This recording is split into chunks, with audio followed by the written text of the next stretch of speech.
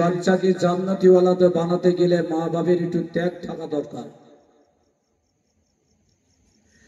তো হযরত কুতুবউদ্দিন বখতিয়ার কাকি রহমাতুল্লাহ আলাইহি তাকে মাদ্রাসায় ভর্তি করে দেওয়া হলো। ফার্সিতে বলা হয় কাক মানে রুটি। তো মাদ্রাসায় বাচ্চা ভর্তি করার পরে হযরত কুতুবউদ্দিন বখতিয়ার কাকির আম্মা জান কয়েকটা ছোট ছোট রুটি তৈরি করে আর একটা থলির ভিতরে লুকিয়ে রেখে দিয়ে আর অপেক্ষা করছে। বাচ্চাটি মাদ্রাসা থেকে ফিরে আসলো, মায়ের গলা জড়িয়ে ধরে বলে, আম্মা জান ক্ষুধা পেয়েছে, খাদ্য খেতে দেন। আমি ক্ষুধা পেয়েছি, আমাকে কিছু খেতে দেন। মা বলল, বেটা তোমার আব্বা কিছু উপায় করতে পারেনি, গরিব, কোনো খাদ্য খাবার কিছু নয়, কি তোমাকে খাওয়াবো? ছেলে বলেন, আম্মা জান মাদ্রাসা থেকে ফিরে এসেছি, ক্ষুধা পেয়েছি, আমাকে কিছু খাদ্য খেতে দেন। মা বললেন, খাদ্য কোথায় পাবো? খাদ্যের মালিক হলেন আল্লাহ, সুতরাং আল্লাহর কাছে তোমার চাওয়ার প্রয়োজন আছে। ছেলে বললেন, কেমন করে আল্লাহর কাছে চাইবো জানি না।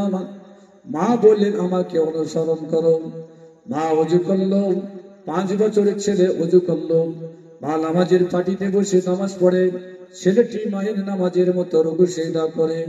মা নামাজ শেষে দুটো হাত তুলে বলে, আল্লাহ আমাকে তুমি রিজিক দান করো, আমার বাচ্চার জন্য তুমি রিজিক দান করো। ছেলে বলতে থাকে, আল্লাহ আমি ক্ষুধার্ত মাদ্রাসায় গিয়েছিলাম, আমি মাদ্রাসা থেকে ফিরে এসেছি, অনাহারে থাকতে পারি না, ক্ষুধা পেয়ে গেছে, আমার জন্য খাদ্য দান করুন, পানি দান করুন। মায়ের মতো বাচ্চার চাওয়া দেখে ওই মায়ের অন্তরটা দরদে ফেটে গেল। মায়ের চোখ চোরে পানি ঝরতে থাকে। মা নামাজ শেষ করে বললেন, বেটা আল্লাহর কাছে দোয়া কবুল হয়েছে কি একটু তুমি ঘুরে ঘুরে দেখো। কিন্তু মা তালিম দেওয়ার জন্য রুটি তৈরি করে তিনি থলিতে রেখেছিলেন। ওই বাচ্চাটি ঘরের ভিতরে ঘুরে ঘুরে কোনো জায়গায় কোনো খাদ্য পায় না। মা বললেন, তোমার দোয়া কবুল হয়নি, ঘরের ভিতরে ভালো করে খুঁজে দেখো, নিশ্চয়ই নিশ্চয়ই আল্লাহ তোমার খাদ্য দিয়েছেন। ওই বাচ্চাটি খুঁজতে খুঁজতে একটা থলির মধ্যে হাতটা দিয়ে দেখলো, ওই থলির ভিতরে কয়েকটা রুটি আছে। চিৎকার করে বলে, আম্মা জান আল্লাহর কাছে আমার দোয়া কবুল হয়েছে, আল্লাহ পাক আমার খাদ্যের ব্যবস্থা করেছেন। বলুন সুবহানাল্লাহ। আলে খাদ্য দিলেন কে? মা।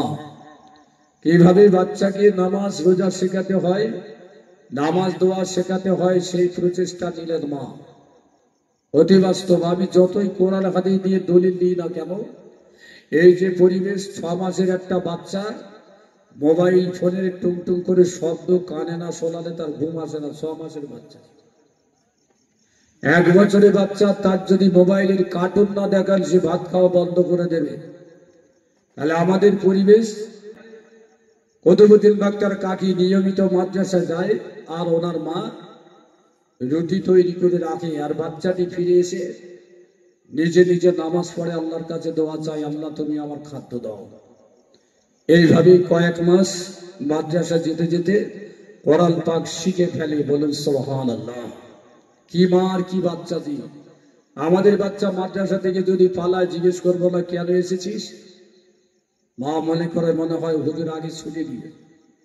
ছেলে যত ফাঁকিবাজ, মা তার থেকে বড় ফাঁকিবাজ।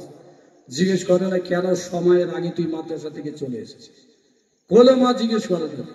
স্কুলে খাবার দেয়, সেখানেও পিটাই, খবর রাখি না।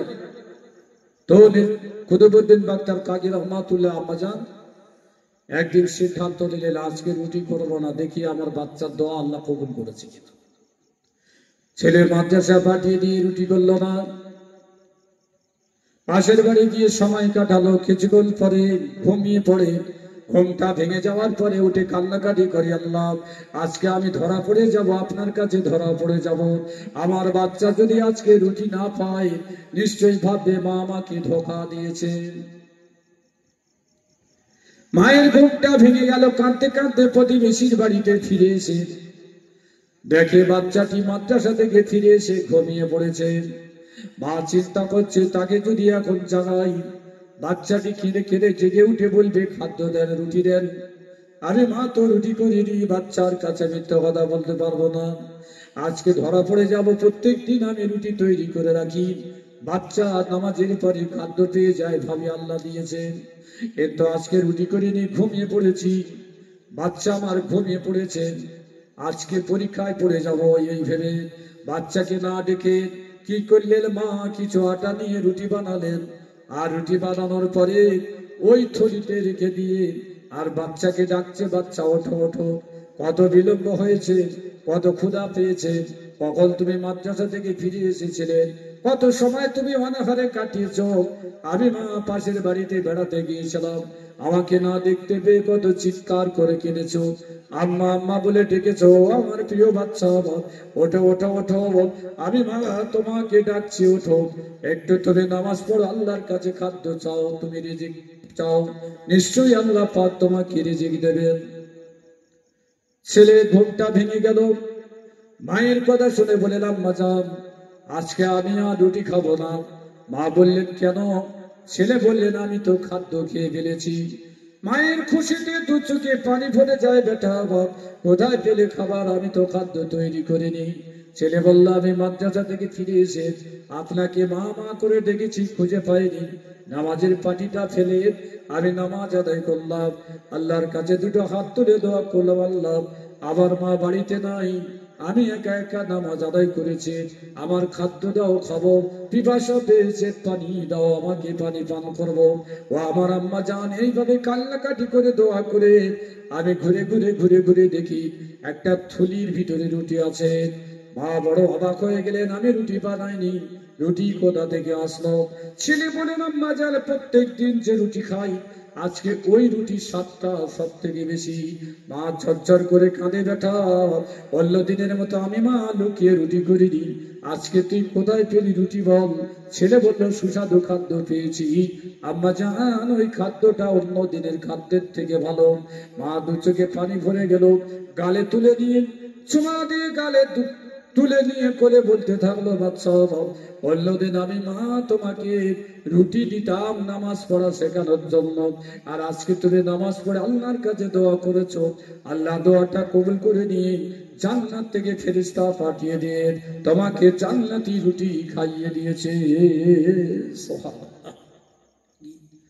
তাহলে বাচ্চা নামাজও শিখলো, কোরআনও শিখলো, এইরকম মায়ের খিদমত সন্তানের জন্য জান্নাত। এখন আমাদের রাস্তায়